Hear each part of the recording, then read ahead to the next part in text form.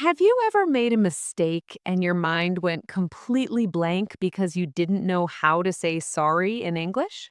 Today, we'll fix that so you never feel awkward again. Hey everyone, welcome to Speak English channel. Today, we're talking about something we all need in daily life: how to apologize and say sorry in English. Yeah, because no matter where you're from, there's always that moment when you make a mistake. Maybe you step on someone's foot, spill coffee, or forget a friend's birthday. Exactly. And in English, saying sorry isn't just about the words, it's about the feeling behind them, how you sound, your tone, and what you say next, you know? I still remember one morning in London, I was running late for work, rushing into a cafe, and I bumped into a woman. Coffee spilled everywhere. I froze and said, "Oh my God, I'm so sorry." What did she say?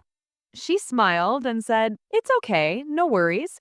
And just like that, the tension disappeared. That's such a perfect example.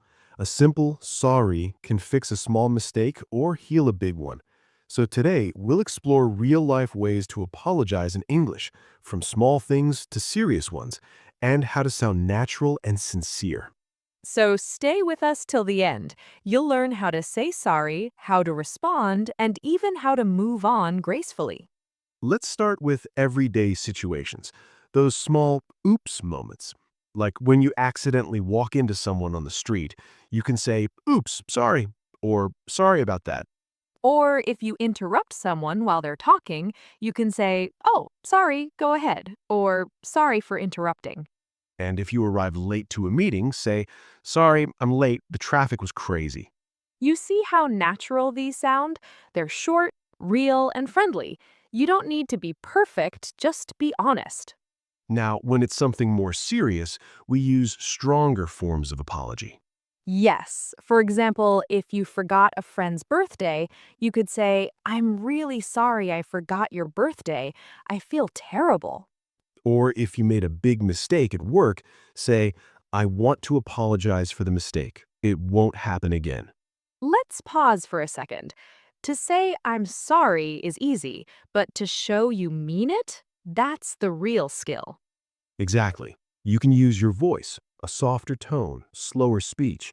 That's what makes your words feel real. Let's do a little practice together. Repeat after me. "I'm so sorry. I really didn't mean to. It won't happen again." Good. And when someone apologizes to you, here are some nice ways to respond. "That's okay. No worries. It happens. Don't worry about it." Notice how these replies keep things friendly. They don't make the other person feel worse. Right, because English culture often focuses on keeping peace, not making people feel guilty. Here's a fun example. Let's say you and I are friends. You borrowed my umbrella, but you forgot to return it. Oh no, classic Paul move. Okay, let's act it out. "Paul, you still have my umbrella?" "Oh my gosh, Emily, I so forgot." "It's okay, don't worry about it. Just bring it next time." "Thanks, you're the best." Simple, right? You see how the rhythm, tone, and feeling all work together? Now, let's look at some other ways to say sorry. Phrases that make you sound more natural and fluent. Here's some. "My bad." Very casual, used with friends. "I owe you an apology." More formal. "I take full responsibility." Very serious, often used in professional settings. Let's add a bit of storytelling now, okay? Let's go to a small cafe in Seoul. You're sitting with your friend, Crystal. You say something that accidentally hurts her feelings. She goes quiet. The air feels heavy. You feel it. That moment you wish you could rewind. You look at her and say softly, "Hey, I didn't mean to upset you. I'm really sorry if I did." And she looks up, smiles, and says, "It's okay. I know you didn't mean it." That's the beauty of language. It can break walls or build bridges. Yes, apologizing in English isn't just a phrase, it's a bridge between two hearts. I love that. Now, before we move to the next part, take a second. Think of one time you said sorry, maybe in your own language. What helped you sound sincere? because the same thing works in English: tone, eye contact, and heart. All right, let's go deeper. What if you're in a professional setting, at work, or in an email? Good question. In formal situations, you can say, "Please accept my apologies for the delay. I apologize for the misunderstanding. I regret the mistake and will correct it immediately." These sound polite and professional. They show respect and responsibility. So, whether it's a small accident or a big problem, the key is to sound sincere and kind. And to forgive yourself, too, because learning English and learning life mean making mistakes again and again. But every time you say sorry and try again, you grow stronger. Exactly. Growth begins the moment we stop hiding from our mistakes. Stay tuned. In the next part, we'll show you more real-life conversations and help you build your own sorry toolkit for daily life. Welcome back. Now let's make this real. Let's bring apologies into everyday conversations you might face. All right, let's start with something common: being late. You were supposed to meet your friend at 6 p.m. You arrive at 6:30. Your friend looks a bit upset. You can say, "I'm really sorry I'm late. The bus was delayed." Then add a soft smile. It shows sincerity. Nice. And your friend can say, "That's okay, I just got here too."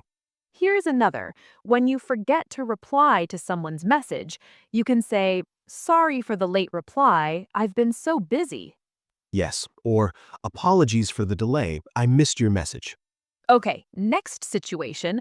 When you make a small mistake at work, you sent the wrong file. You can say, "I'm so sorry about that. Let me fix it right away." Or, my apologies, I attached the wrong document. Here's the correct one. These are polite and professional. Short, simple, clear. Now, let's add a bit of cultural note. In many English-speaking countries, people say sorry even when it's not their fault. That's true. Like, if two people bump into each other, both might say sorry at the same time. It's not always about guilt, it's about kindness and respect. Exactly. Saying sorry keeps communication smooth. It shows emotional intelligence. Now, let's have some fun mini role play practice. You're at a restaurant and you accidentally spill a bit of water on the table. The waiter comes, you say, I'm so sorry, I spilled some water. and the waiter says, No problem, I'll clean it up for you. or you imagine you bump into someone in the supermarket. Can you say, "Sorry about that"? And they say, All good, or no worries. you see, these small phrases make big differences. Now, let's move to our vocabulary spotlight. Here are today's key phrases and meanings. Apologize to say sorry. A synonym is regret, as in, "I apologize for being late." My bad, a casual way to admit a mistake. Oh, my bad, I forgot your pen. Forgive to stop being angry. "Please forgive me for shouting." No worries, it's okay, don't worry about it. Make it up to someone. Do something nice to fix your mistake. "I'll buy you dinner to make it up to you." Take full responsibility. Admit it's your fault. I take full responsibility for that error. Beautiful list. So now, if you ever make a mistake in English, you know exactly what to say. Let's do a little practice again. Repeat after me with the feeling. I'm so sorry. It's my fault. "I'll make it up to you." Don't worry, it happens. Perfect. And remember, even if your pronunciation isn't perfect, your emotion matters more. Yes, when you speak from the heart, people feel it. You know, Paul, sometimes learning to say sorry is really about learning to connect, to understand others and yourself. That's so true. Every apology is a lesson in humility, kindness, and courage. And when you combine that with English, you're not just learning a language, you're learning empathy. So even if you remember just one phrase from today, I'm sorry, you're already improving. Because every small phrase you learn builds confidence. And confidence grows when you practice daily, even 1% at a time. That's the 1% rule. Small steps, big change. So go ahead, comment below on one phrase you'll use this week. Maybe it's my bad, maybe sorry for the delay, or maybe just it won't happen again. Whatever it is, say it proudly, learn from it, and move forward. You're doing amazing. Thanks for watching the Speak English channel. Don't forget to like, subscribe, and share this with someone who needs a little English confidence today. And remember, making mistakes doesn't make you weak, it makes you human. So keep speaking, keep learning, and keep growing. One word, one apology, one day at a time. See you in the next episode. With love and a smile from the Speak English channel.